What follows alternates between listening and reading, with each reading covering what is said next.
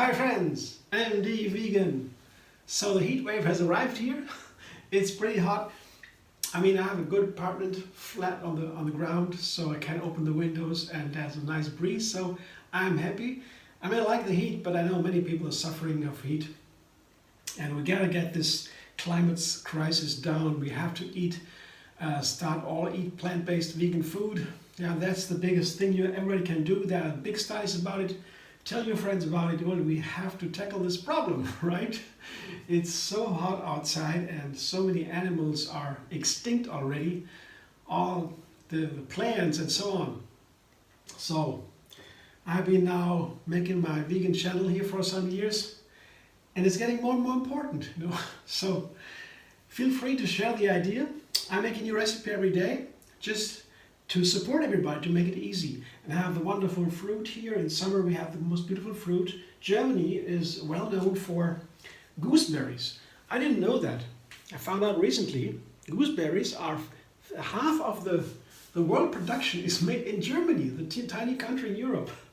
Gooseberries. They have Indian gooseberries. They're different. They're amla. That's a very famous fruit. It's very important for diabetes. It's very healthy, super healthy. There are studies about it. I don't know if the German gooseberries have also these qualities. I think they could be. Berries in general, they're very healthy. And today I make it they're a little bit sour and tart. I love them. You gotta try them, really, they're nice. And it's always nice how to use them.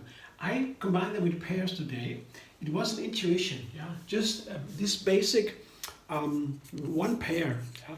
It's a fruit they harvested in autumn, usually, the pears. But they have it throughout the year, they harvest it always. And so we get some nice pears throughout the year. And one pear cut into small pieces, and the gooseberries, they have some tips and bottoms, and I cut them off and then I halve them. You know, they have inside there's a gel, it's pretty juicy. And to cut them open is nice because they have a firm peel. You cut them open and they are more easily to combine with the other fruits. So this is the main parent today, and I put it into a cashew cream, a very simple one. Yeah? Just cashews, bananas and lemons. I have 3 small bananas, half cup of cashews, and a small medium lemon. That's it, some water to make it creamy. Here a small lemon. Just the whole lemon without the peel. It's a very easy thing to make a cashew cream, so easy. Just a little bit of water, can it be a little bit creamier or less, that doesn't matter. The blender dance.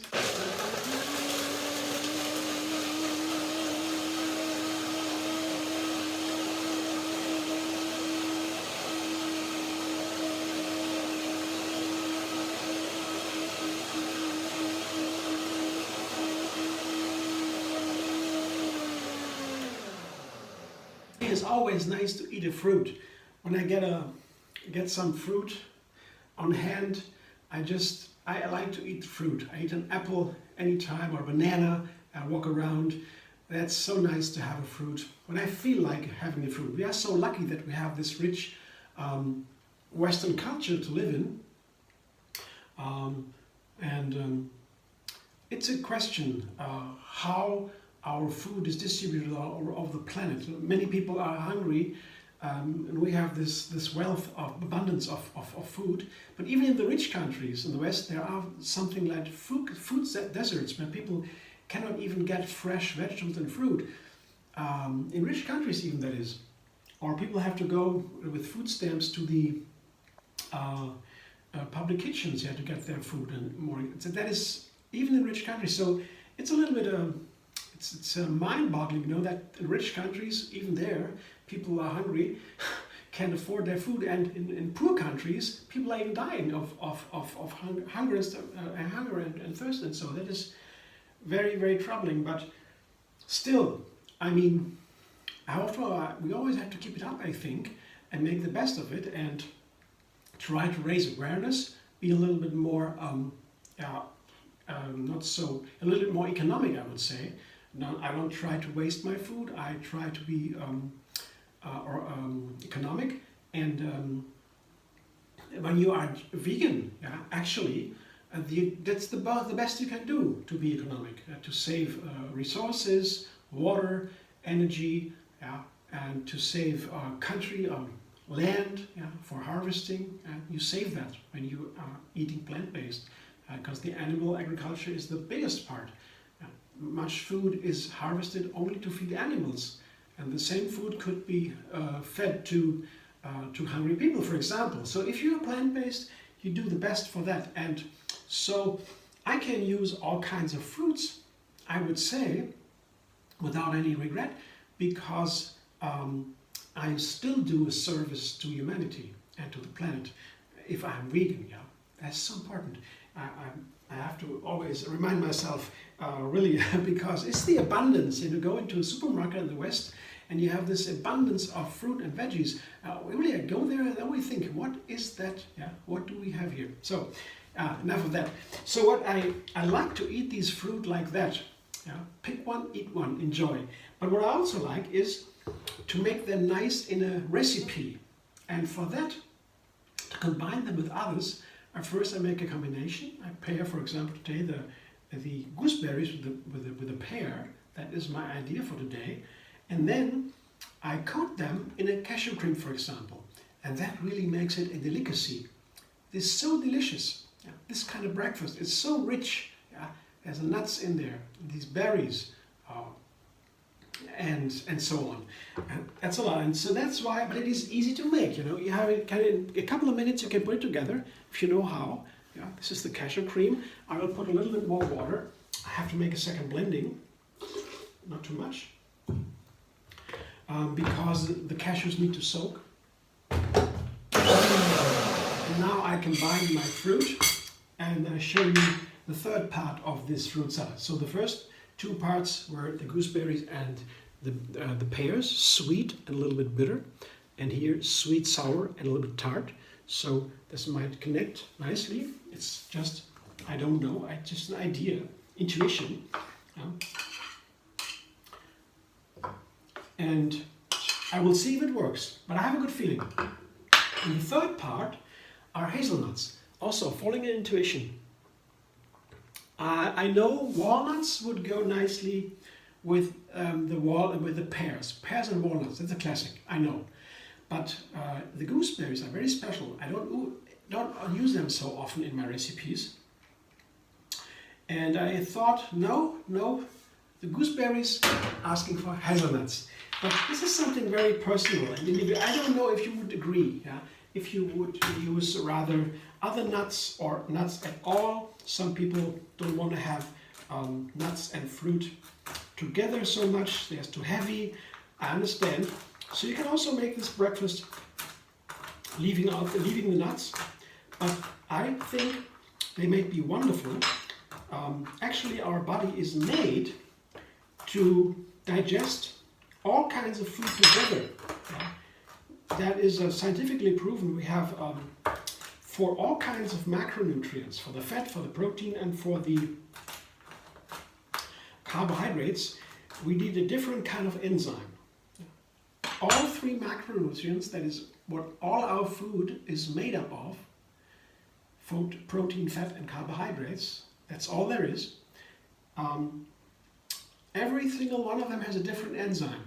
And all these enzymes are released by the body at the same time when we eat. All these three enzymes are released at the same time, and it's scientifically proven, meanwhile, they don't interfere with each other. They don't hinder each other. They can work together. So that is the easiest proof that we are made, designed to eat all foods together. So basically there's no problem. Maybe people have an issue, they find it too heavy to add fat to fruits, but on certain days I feel the same. But today, most days, I like to have a hearty breakfast. I combine these ingredients, I enjoy greatly. I cut the hazelnuts in half, because same with the berries, it makes it easier to combine them with the others. One more blender dance.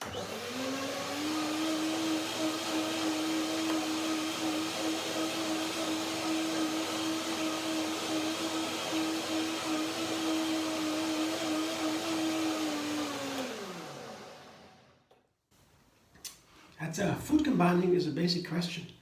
And I've been discussing that, I've read discussions about it from the very beginning when I was in raw food, 20 years ago or so, or even more.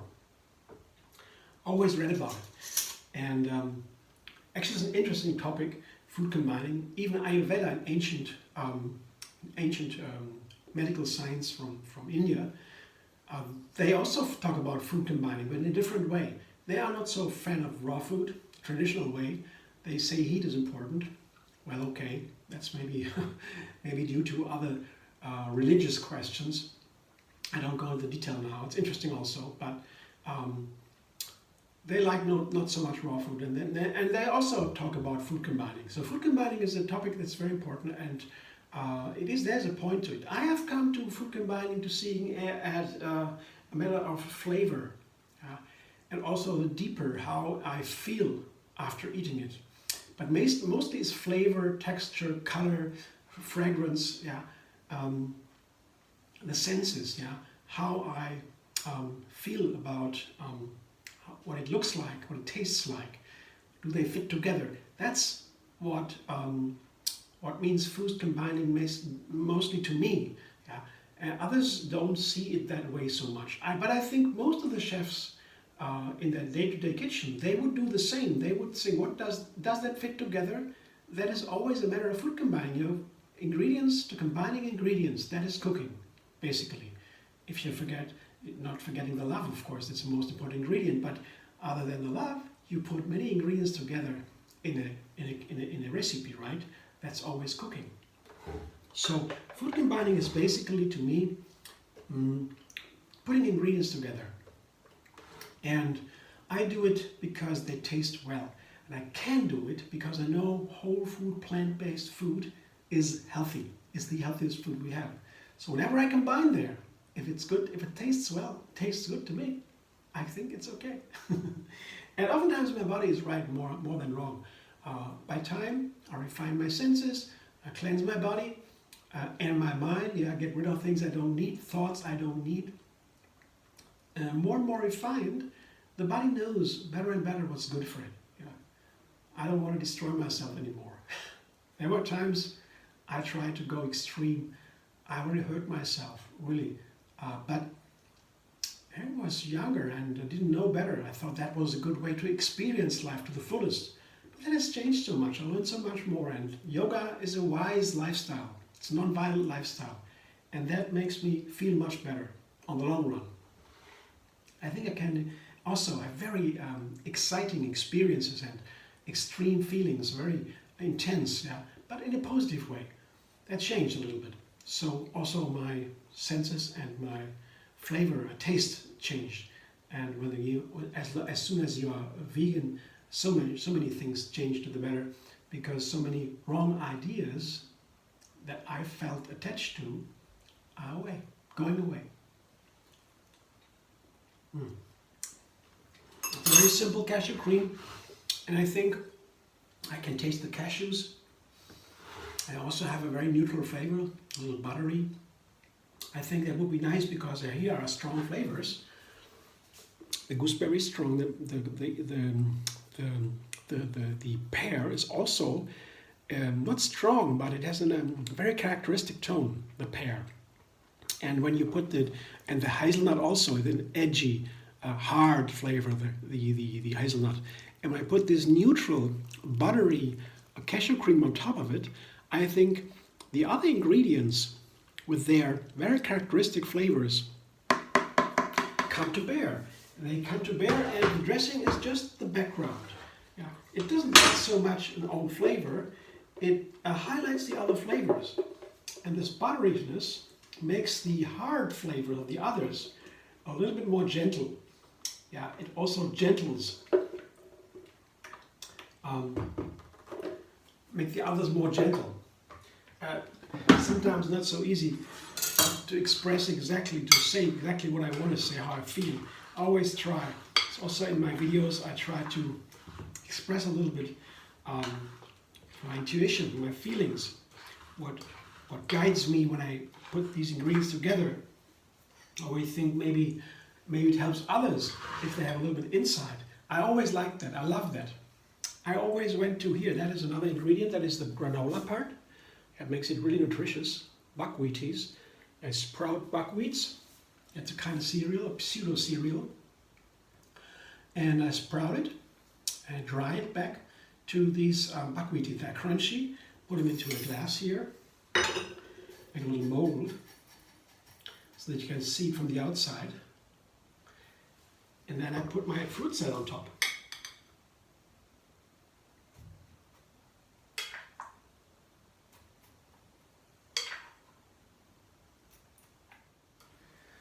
So that's ready.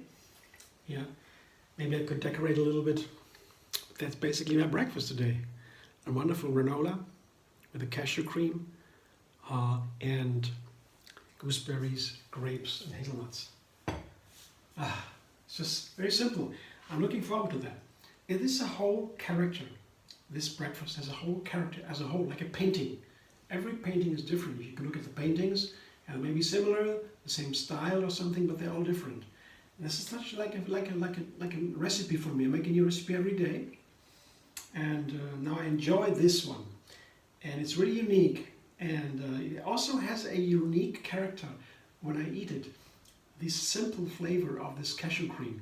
Usually I put maybe dates into the cashew cream and a seasoning like vanilla or cinnamon or the zest of the lemon, other flavors to add to that. And then the whole thing gets another color, another touch, another flavor, another character. And the whole character is very much related to the ingredients I combine in the fruit salad.